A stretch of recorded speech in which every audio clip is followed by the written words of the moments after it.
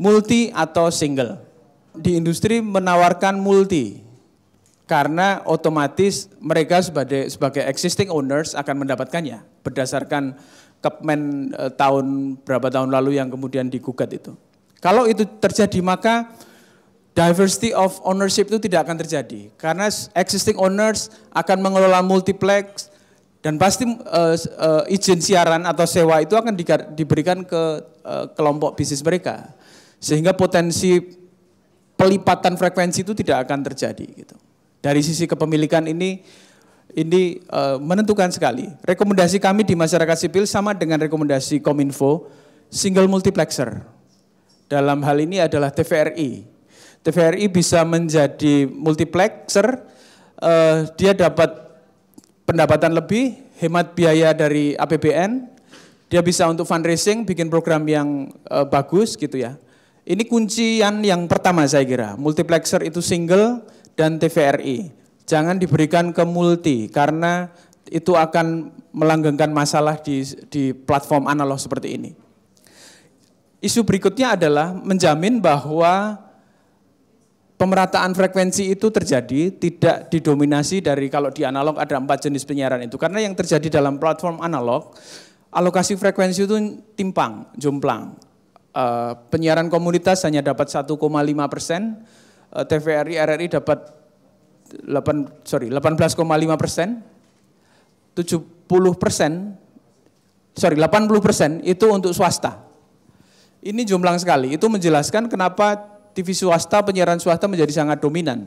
Jadi untuk migrasi digital, yang saya inginkan adalah bahwa digitalisasi harus menjamin bahwa 4 jenis penyiaran itu mendapatkan alokasi frekuensi yang setara gitu, tidak jomplang seperti sekarang ini.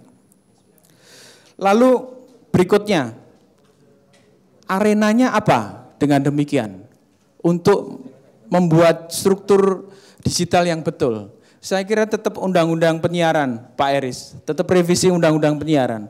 Memang itu tidak berlaku analog atau digital gitu. Tetapi kalau dijelaskan lebih detail, saya kira itu akan menjadi hal yang sangat strategis gitu. Saya menduga itu kenapa mundur-mundur. Karena dengan buying time, existing corporations itu akan untung gitu. Saya juga heran kenapa Pak Jokowi sendiri sudah bilang tahun lalu ini tahun komunikasi, itu tahun 2015 itu. Ada undang-undang ITE, ada undang-undang penyiaran direvisi, tetapi tidak terjadi. Sekarang juga tidak terjadi. Gosip, ini level gosip.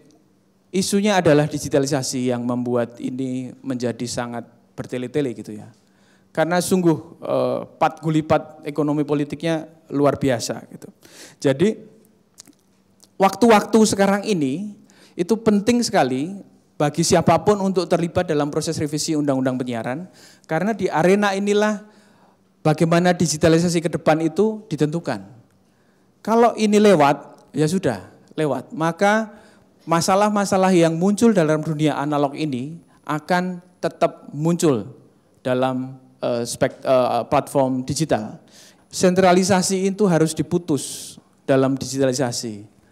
Kita punya undang-undang penyiaran sejak 2002, ternyata menghasilkan industri yang terpusat. 41% tayangan itu berasal dari Jakarta, gitu ya. Ekspresi-ekspresi lokal itu mati. Digitalisasi seharusnya mengembalikan itu, mengembalikan penyiaran pada arah yang lebih demokratis, menghargai diversity of content dan diversity of ownership. Itu prinsip dasarnya gitu. Supaya selesai ini masalah. Opsi yang kedua, dan saya harap ini tidak terjadi, digitalisasi tidak akan mengubah apapun.